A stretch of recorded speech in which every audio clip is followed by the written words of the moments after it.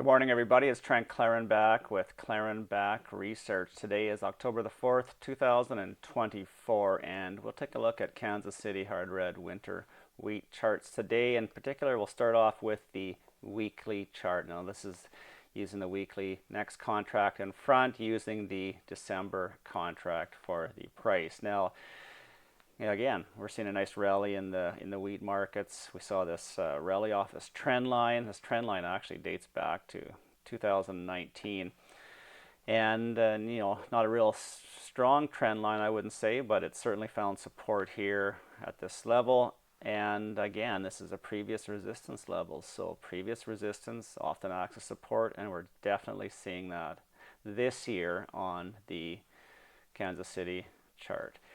Interestingly enough, we have the price finding sellers around this green 50-week moving average, and that's to be anticipated.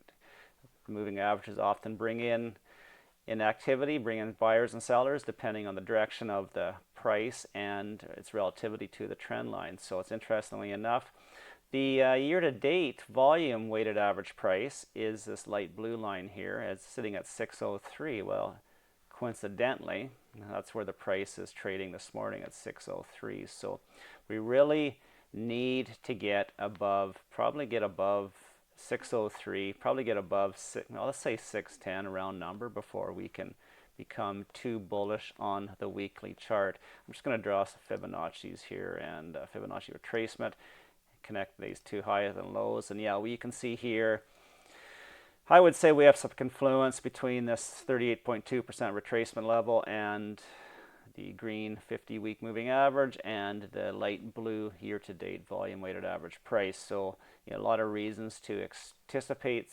this level to be a period of resistance. So we'll see what happens. Again, I need to get above 610, might as well say 611, before I become bullish on the weekly chart. Now, the daily chart, again, shows you a few more wiggles and squiggles, and this line here is the purple 200 day moving average, and we broke above it. Now we're coming back to retest it, and that's to be anticipated. Moving averages often get retested, and particularly when they're in a decline. So we rose above, came back and tested it. Right now we're testing these previous levels of resistance, which is to be anticipated. And it'll be interesting to see here if we can hold that 600 level, and maybe we continue sideways for a bit, allow this green 50-day moving average to catch up to the price, and then we can build up some energy to get the break to move higher. How high can we go? Well, after $6, after 610, my next level of interest is 636. That's another Fibonacci level. You can see there's some previous activity down here. This acted as a level of support before. I can argue that here again. And then if we can get above 636, then start looking at 660 to 670. This next, what I call the golden zone between the 61.8 and 65% retracement levels. So, we need to get above 611, but, keep an eye on that. So if you need to replace cash sales, then I think above 610, 611 could be a good idea. That's what my strategy says to do.